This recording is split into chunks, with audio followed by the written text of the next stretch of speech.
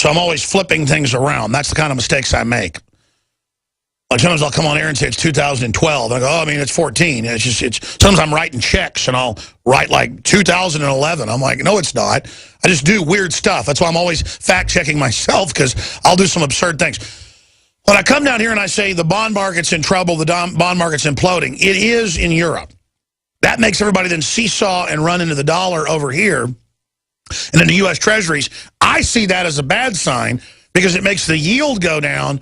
But as a fake safe haven, it pumps that bubble up more. And what Keiser predicted is the bond market would start melting down worldwide by the middle of this year.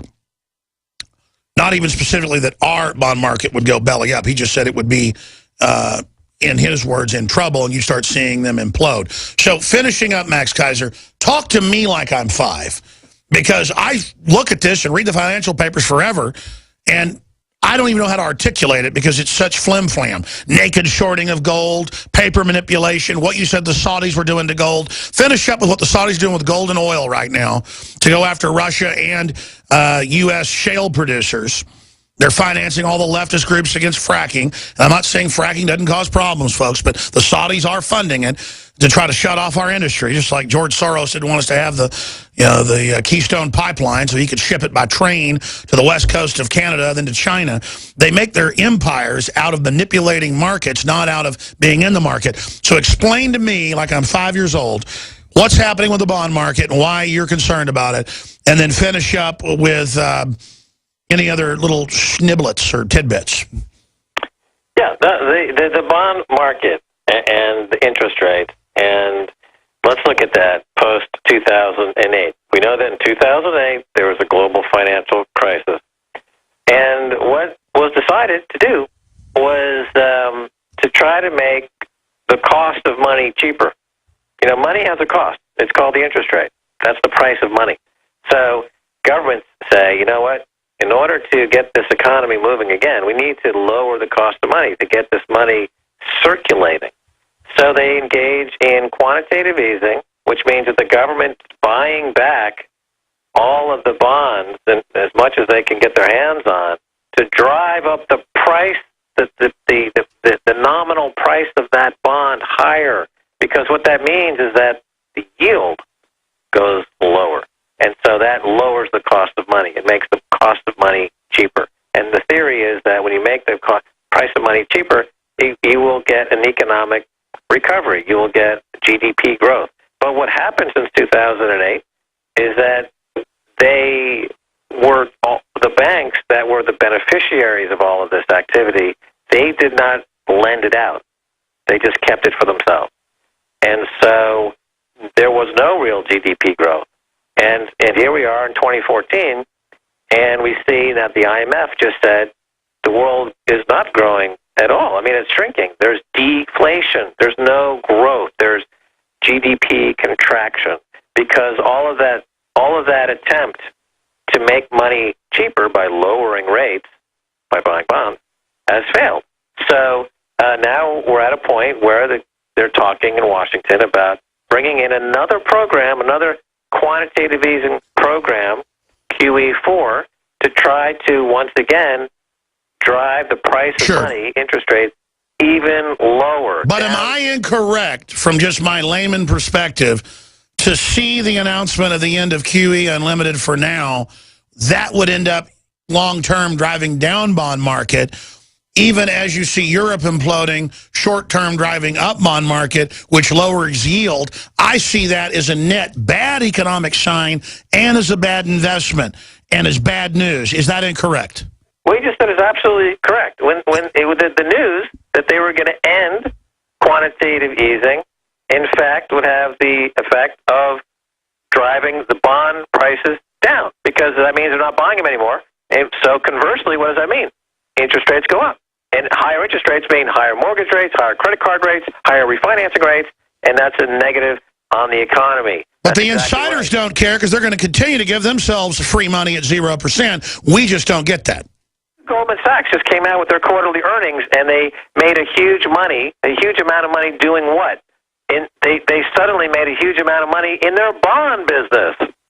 because they're the ones that package all the bonds for the government to do quantitative easing.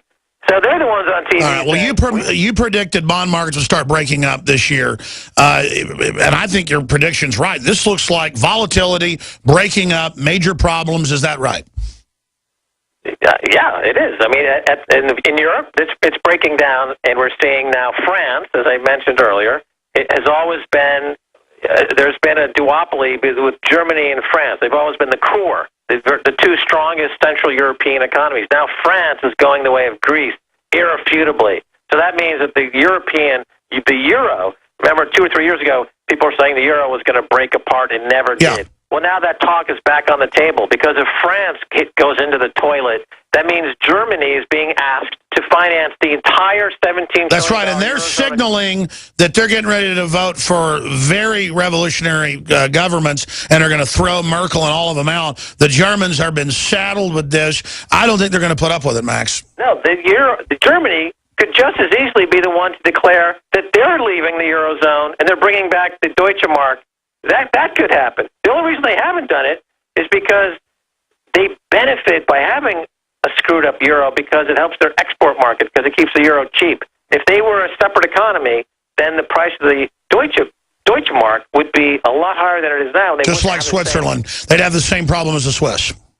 Exactly. So they've been playing both sides of the coin here. They've been enjoying the cheaper euro for export, and then as the peripheral economies like Greece are collapsing, they move in to take over, and they're trying to federalize the entire European zone, and some people call sure. It's the Vatican and Germany at the heart of the EU, and so Germany can act like they're complaining on the surface, but really it's economic warfare by Germany to basically bring down Europe and then bail everyone out with their own reverse Marshall Plan, thus dominating the euro. Right, and if France it starts to really fall apart, though, I think Germany may say, you know what, we're getting the hell out of this dodge. Oh yeah, the German people want out of it. That's in the polls, but the German elite are conquering economically right now. Okay, now to wrap this up, you referred to after the break, you were talking about balls to the wall, and how this related somehow to an East German, wall division between East and Western Germany. That's completely false. And balls to the wall refers to balls deep. That's talking about the vaginal wall. That's enough. This is a family show. No, it doesn't. It is and that is Keiser. You're always nice. You have a lot of good info, but you're also always stirring up trouble here on the show. And it refers to the lever all the way to, that's a German protest song about the wall. That's on record.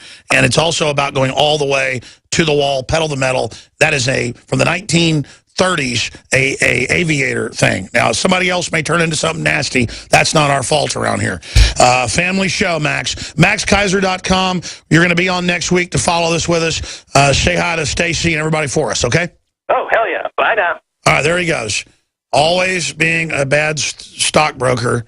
Those guys are very bad behaved, like Wolf of Wall Street, in their behavior. We apologize for that. Max Keiser, they're joining us.